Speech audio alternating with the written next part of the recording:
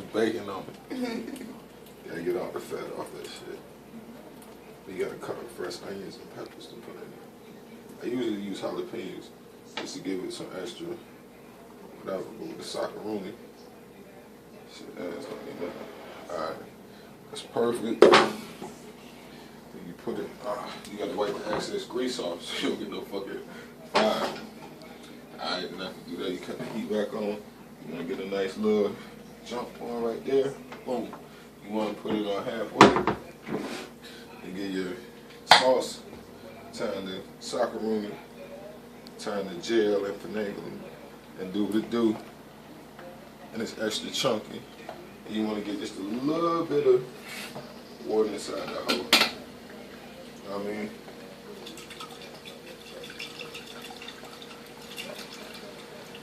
I used to throw the wrappers away. Then I pull out a razor blade and start scraping.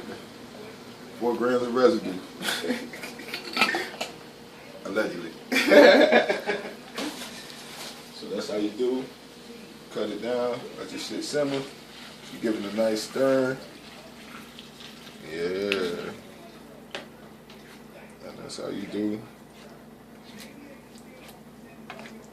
You gotta let it simmer though, so everything can gel together. It's gotta all come together. Once you let it simmer, so the sauce can soak in the juice of the meat. Yeah, up. See, I don't like my shit all runny. I like my shit chunky and hearty with fresh onions and fresh peppers in it. You know what I'm saying? That's just me. Y'all can do your time however y'all want. The runny shit, the overcooked noodles. Yo, you gotta throw your noodles. As soon as your noodles stick to the wall, that means they done. They done. Take the shit out.